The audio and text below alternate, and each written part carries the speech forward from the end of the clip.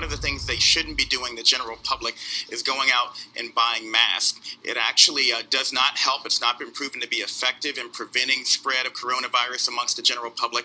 And actually, people who tend to buy masks and don't know how to wear them properly, as a healthcare provider, I have to get fit tested. Folks who don't know how to wear them properly tend to touch their faces a lot and actually can increase the spread of coronavirus. You can increase your risk of getting it by wearing a mask if you are not a healthcare provider. But we know that large gatherings presents the biggest risk right now. Would you advise someone to go to a large gathering? Yes or no?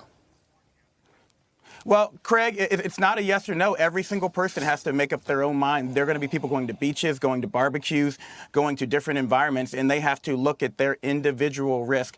As you mentioned, CDC says larger gatherings are a higher risk. You have to take that into account again with whether or not you're at risk, whether you live with someone who is vulnerable, and then you have to take measures to stay safe. And the most important thing I would say to people is if you do go out to a gathering or in public, please wear a face covering. As we talk about 4th of July and independence, it's important to understand that if we all wear these, we will actually have more independence and more freedom because more places we will be able to stay open. We'll have less spread of the disease. But this is what you said back in early March. A reminder.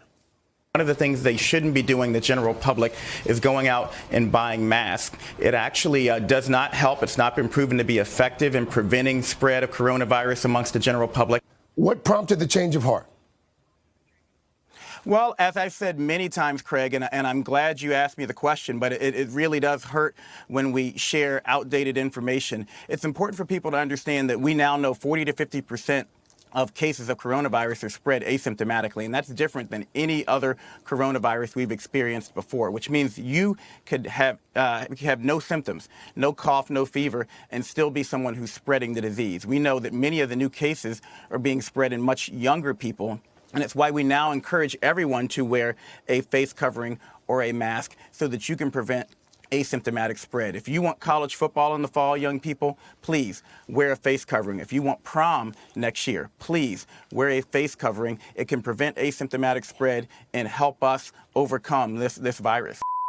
If you make something mandatory, particularly for the younger age groups we're talking about, many of them will rebel and do the exact opposite. I think it's more important from a health perspective that we help people understand why these are important and that we help them understand how they benefit from wearing them, which is why I talk about prom and homecoming and college football and college basketball. If people understand why they're doing it, they're going to be more likely to comply. If it's mandatory, they'll only do it when someone's watching.